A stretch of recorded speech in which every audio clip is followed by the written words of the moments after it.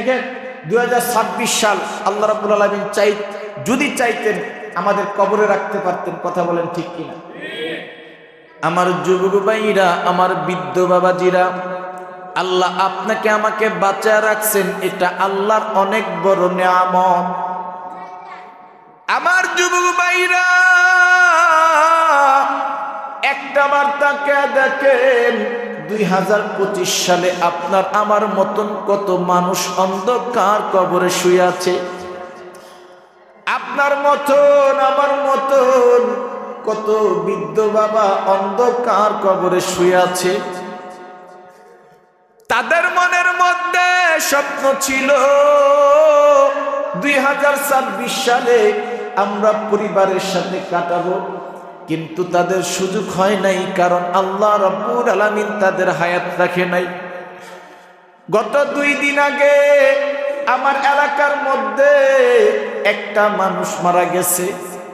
তিনি কত আশা করেছিলেন, তার ছেলে বলল আমাদের 2 তারিখ শুক্রবার দেশে যাওয়ার কথা। কত প্রোগ্রাম করে রাখছি, এমন সময় আমার বাবা মৃত্যুবরণ করছে। অথচ আমার বাবা কত স্বপ্ন নিয়েছিল আগামী সপ্তাহে দেশের বাড়িতে যাবে। অথচ 2025 সালের 28 তারিখেই আমার বাবা ইন্তেকাল করছে।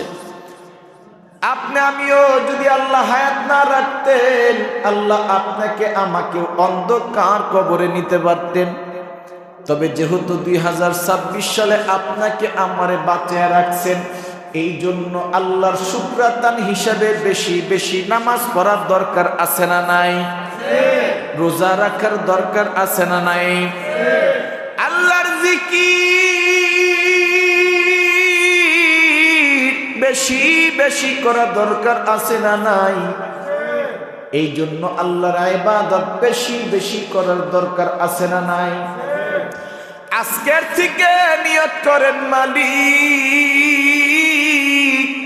এই 2026 সালে এই জানুয়ারি মাসের 2 তারিখে গোয়ালখালীর মসজিদে বসে আপনার সাথে ওয়াদা করলাম, আজকে থেকে কোনো নামাজ কামাই দিব না। আজকে থেকে আমি এক ওয়াক্ত নামাজও কাজা করব না। আমি ঠিকভাবে আল্লাহ আপনার ইবাদত করব, আপনার তাসবিহ তাহলিল করব। এই 2026 সালে আমি ব্যবসা করি, হালাল পথে ব্যবসা করব।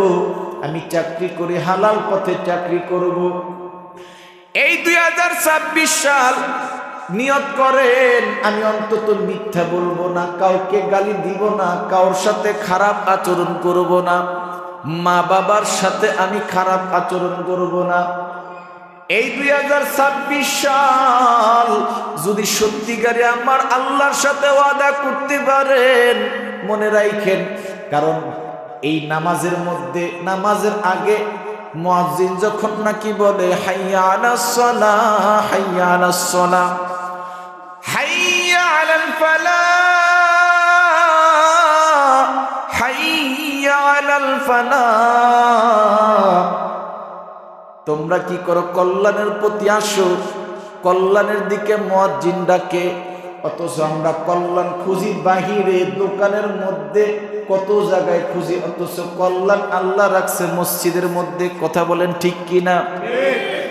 আজকে থেকে নিয়ত করেন 2026 সালে অন্তত আমি 5 ওয়াক্ত নামাজ পড়ব, মিথ্যা কথা বলবো না, এই জবান দিয়ে খারাপ কোনো কথা বলবো না, এই চোখ দিয়ে আমি খারাপ কিছু দেখবো না, অন্তত মোবাইলের মাধ্যমে যেন আমার গুনাহ না হয়, এই কান দিয়ে যেন আমি গান না শুনি।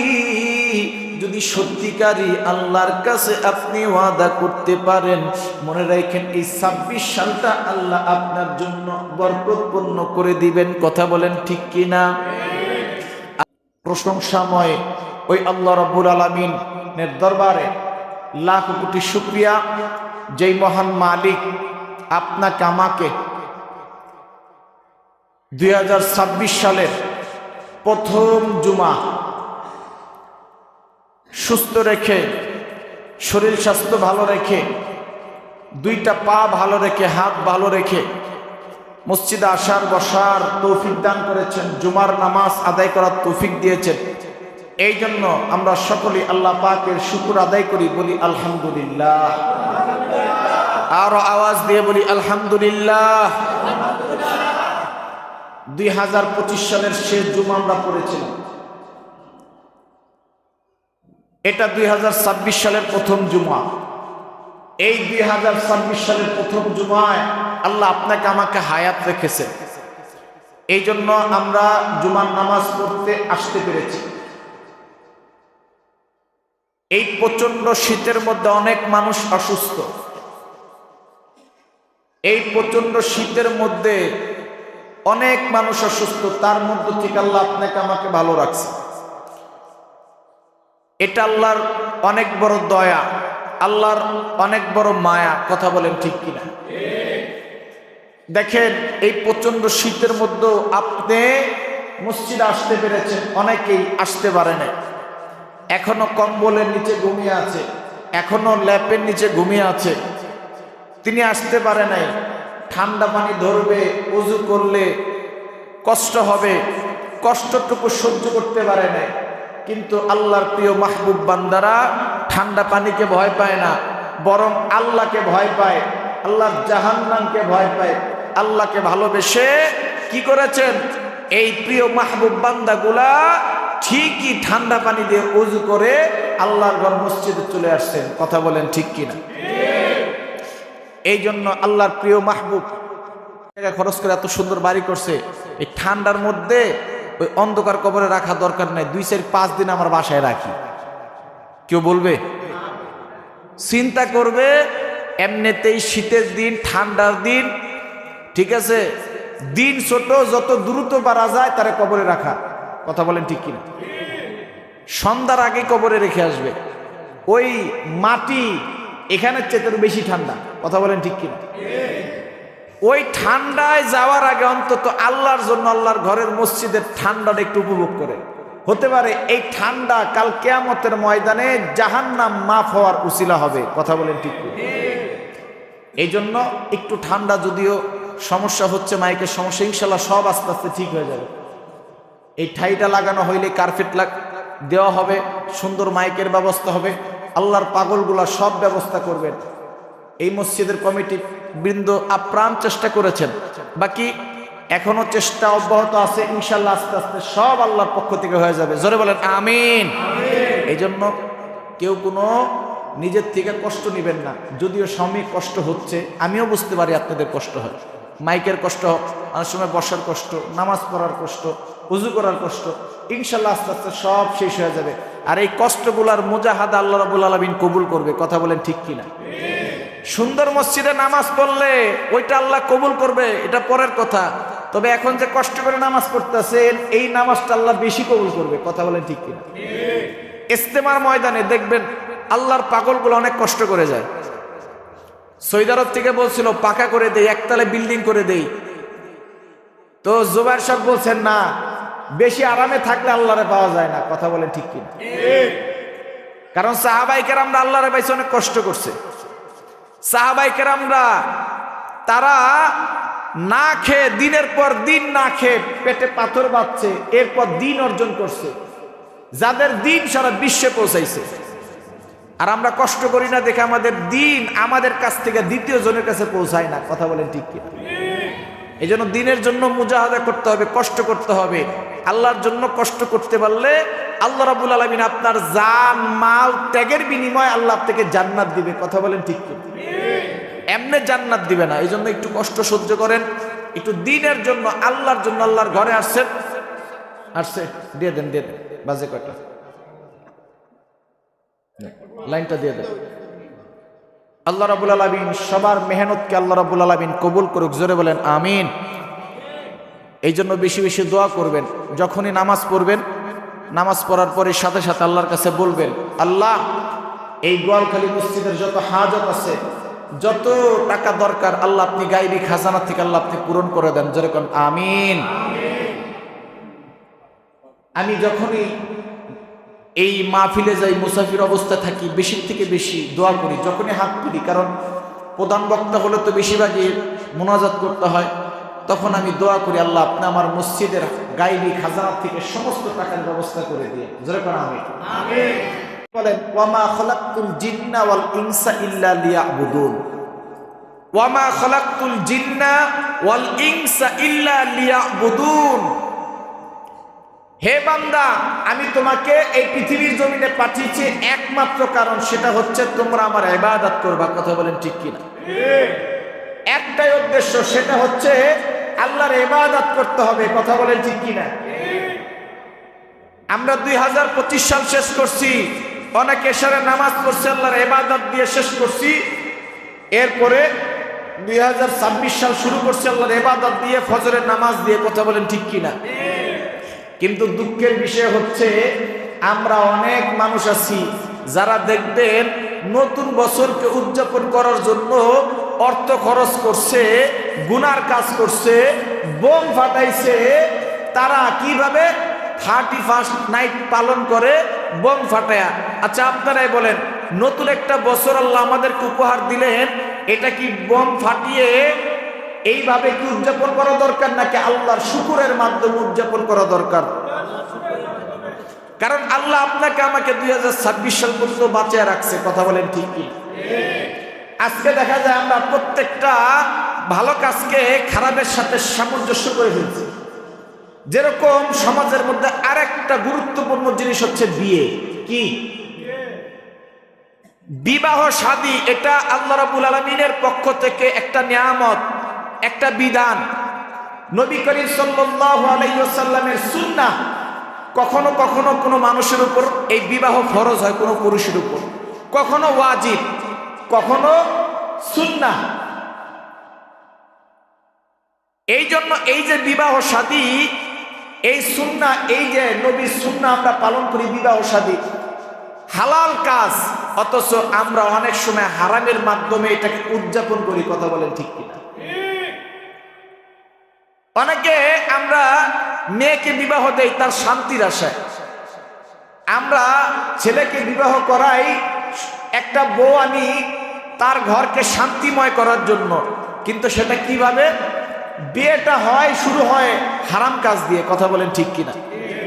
গায়ে হলুদ, যেই কাজ কার্যকলাপ করে বেশিরভাগই হারাম। এরপর দেখা যায় গান বাজানো, নাচ করা, বিয়ের মধ্যে যেই অবাধে নারী পুরুষ দেখা যায় পর্দার খেলাফ হয়, বেশিরভাগই গুনাহ হয় আমাদের। অথচ এই বিবাহটা হওয়া দরকার ছিল সুন্নাহ তরিকায়। কথা বলেন ঠিক কিনা? গত সপ্তাহ মসজিদের মধ্যে একটা বিয়ে হয়েছে, আলহামদুলিল্লাহ। আমি এই 3-4 বছর যাবত এই মসজিদে এখন পর্যন্ত একজনকে পাইলাম না যে জুমার দিন হাজারো মানুষের সামনে মসজিদের মধ্যে নাম বিয়ে পড়াবে, বিয়ে করবে, এমন কাউকে পাইলাম না। তবে আলহামদুলিল্লাহ গত সপ্তাহে একজন, তারপরও মসজিদের মধ্যে বিয়ে হয়েছে। নিয়ত করেন যে আগামী থেকে বিয়ে করবেন, তো মসজিদের মধ্যে জুমার দিন হাজারো মানুষের সামনে খেজুর থেকেই আপনার হালাল জীবন শুরু হবে। এই জীবনে আপনার বরকত নেমে আসবে। কথা বলেন ঠিক কিনা? এই জন্য আল্লাহ রাব্বুল আলামিন আমাদের যেই বিধানগুলো আছে, এইগুলো সুন্নাহগুলো আছে, এইগুলো আমাদের হালাল ভাবে উদযাপন করার তৌফিক দান করুক। জোরে বলেন আমিন। দেখেন 2026 সাল আল্লাহ রাব্বুল আলামিন যদি চাইতেন আমাদের কবরে রাখতে পারতেন। কথা বলেন ঠিক কিনা?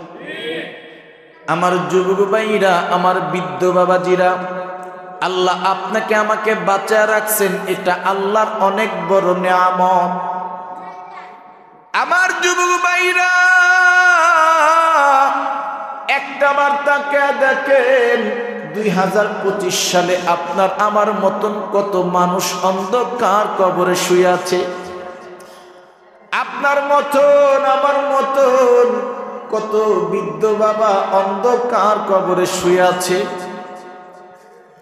তাদের মনের মধ্যে স্বপ্ন ছিল 2026 সালে আমরা পরিবারের সাথে কাটাবো, কিন্তু তাদের সুযোগ হয় নাই, কারণ আল্লাহ রাব্বুল আলামিন তাদের হায়াত রাখে নাই। গত 2 দিন আগে আমার এলাকার মধ্যে একটা মানুষ মারা গেছে। তিনি কত আশা করেছিলেন। তার ছেলে বলল, আমাদের 2 তারিখ শুক্রবার দেশে যাওয়ার কথা, কত প্রোগ্রাম করে রাখছি, এমন সময় আমার বাবা মৃত্যুবরণ করছে। অথচ আমার বাবা কত স্বপ্ন নিয়েছিল আগামী সপ্তাহে দেশের বাড়িতে যাবে। অথচ 2025 সালের 28 তারিখেই আমার বাবা ইন্তেকাল করছে। আপনি আমিও যদি আল্লাহ হায়াত না রাখতেন, আল্লাহ আপনাকে আমাকে অন্ধকার কবরে নিতে পারতেন। তবে যেহেতু 2026 সালে আপনাকে আমারে বাঁচিয়ে রাখছেন, এই জন্য আল্লাহর শুকরাতান হিসাবে বেশি বেশি নামাজ পড়ার দরকার আছে না নাই? রোজা রাখার দরকার আছে না নাই? আল্লাহর জিকির বেশি বেশি করা দরকার আছে না নাই? এই জন্য আল্লাহর ইবাদত বেশি বেশি করার দরকার আছে না নাই? আজকের থেকে নিয়ত করেন, মালিক এই 2026 সালে এই জানুয়ারি মাসের 2 তারিখে গোয়ালখালীর মসজিদে বসে আপনার সাথে ওয়াদা করলাম, আজকে থেকে কোনো নামাজ কামাই দিব না। আজকে থেকে আমি 1 ওয়াক্ত নামাজও কাজা করব না। আমি ঠিকভাবে আল্লাহ আপনার ইবাদত করব, আপনার তাসবিহ তাহলিল করব। এই 2026 সালে আমি ব্যবসা করি, হালাল পথে ব্যবসা করব। আমি চাকরি করি, হালাল পথে চাকরি করব। এই 2026 সাল নিয়ত করেন, আমি অন্তত মিথ্যা বলবো না, কাউকে গালি দিব না, কারোর সাথে খারাপ আচরণ করব না, মা বাবার সাথে আমি খারাপ আচরণ করব না। এই 2026 সাল যদি সত্যিকারে আমার আল্লাহর সাথে ওয়াদা করতে পারেন, মনে রাখেন, কারণ এই নামাজের মধ্যে, নামাজের আগে মুয়াজ্জিন যখন নাকি বলে হাইয়া আলাস সালাহ, হাইয়া আলাস সালাহ, হাইয়া আলাল ফালাহ, হাইয়া আলাল ফালাহ, তোমরা কি করো? কল্যাণের প্রতি আসো, কল্যাণের দিকে মুয়াজ্জিন ডাকে। অথচ আমরা কল্যাণ খুঁজি বাহিরে, দোকানের মধ্যে, কত জায়গায় খুঁজি, অথচ কল্যাণ আল্লাহ রাখছে মসজিদের মধ্যে। কথা বলেন ঠিক কিনা? আজকে থেকে নিয়ত করেন 2026 সালে অন্তত আমি 5 ওয়াক্ত নামাজ পড়ব, মিথ্যা কথা বলবো না, এই জবান দিয়ে খারাপ কোনো কথা বলবো না, এই চোখ দিয়ে আমি খারাপ কিছু দেখবো না, অন্তত মোবাইলের মাধ্যমে যেন আমার গুনাহ না হয়, এই কান দিয়ে যেন আমি গান না শুনি। যদি সত্যিকারই আল্লাহর কাছে আপনি ওয়াদা করতে পারেন, মনে রাখেন এই 26 সালটা আল্লাহ আপনার জন্য বরকতপূর্ণ করে দিবেন। কথা বলেন ঠিক কিনা? আপনি যদি চান আপনার জীবনের মধ্যে আল্লাহ বরকত বাড়ায়া দিবে, আপনি যদি চান আপনার পরিবারের মধ্যে আল্লাহ বরকত বাড়ায়া দিবে, আপনি একটা কাজ করবেন, আল্লাহকে ভয় করবেন, তাকওয়া অবলম্বন করবেন।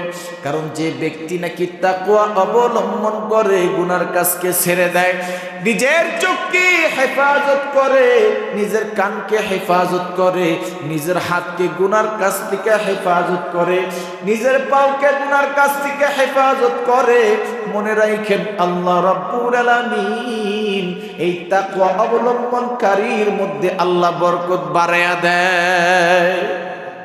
শুধু তাই নয়, এই তাকওয়া অবলম্বনকারীর পরিবারের মধ্যে আল্লাহ বরকত বাড়ায়া দেয়, তার সন্তানের মধ্যে আল্লাহ বরকত বাড়ায়া দেয়। ও আমার যুবক ভাইরা, আমার বৃদ্ধ বাবাজিরা, যদিও নামাজের সময় হয়ে গেছে, আজকে থেকে অন্তত নিয়ত করেন এই 2026 সালে আপনার মাধ্যমে যেন গুনার কাজ না হয়, আপনার মাধ্যমে আরেকজন যেন জুলমের শিকার না হয়, আপনার মাধ্যমে যেন মা বাবা যেন কষ্ট না পায়, আপনার মাধ্যমে যেন একজনে হারাম খাবার যেন না খান। আপনি 2026 সালে নিয়ত করেন অন্তত আপনার মাধ্যমে যেন নামাজ কাজা না হয়, আপনার জবান দিয়া যেন মিথ্যা কথা না বের হয়। যদি সত্যিকারে নিয়ত করতে পারেন, আমার আল্লাহ রাব্বুল আলামিন আপনার জীবনটা বরকতপূর্ণ করে দিবে। কথা বলেন ঠিক কিনা?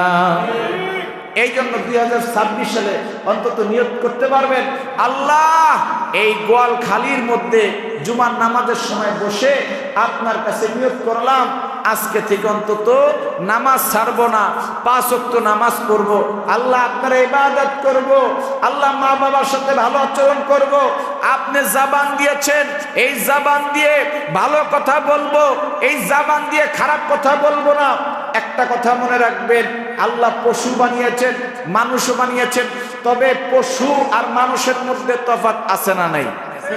আছে না নাই?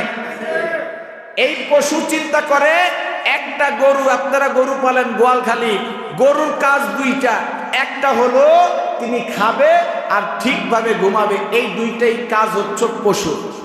কিন্তু মানুষের কাজ দুইটা নয় যে শুধু খাবে আর ঘুমাবে, বরং আল্লাহ মানুষকে পাঠিয়েছেন ইবাদতের জন্য।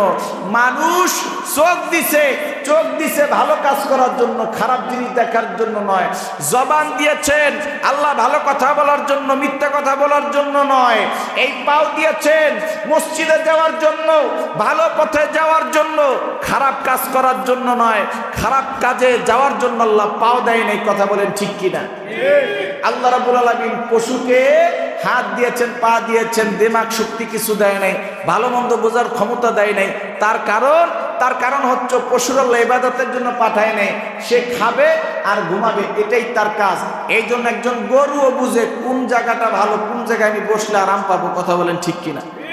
কিন্তু মানুষকে বুঝতে হবে আল্লাহ আমাকে পাঠাইছে ইবাদতের জন্য।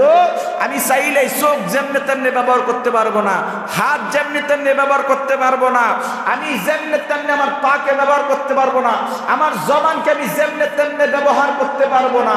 আমি অন্তত এই চোখ দিয়ে যখন দিয়েছেন আমার আল্লাহ, এই চোখকে ভালো কাজে লাগাবো। কথা বলেন ঠিক কিনা? আজকে আমাদের সবচেয়ে বেশি গুনাহ হয় মোবাইলের মাধ্যমে। একটা কথা মনে রাখেন, যার এই চোখ হেফাজত করবে, জীবনের 100-র মধ্যে 90% গুনাহ থেকে হেফাজতে থাকতে পারবে। কারণ একটা মানুষের গুনাহ শুরু হয় চোখ থেকে।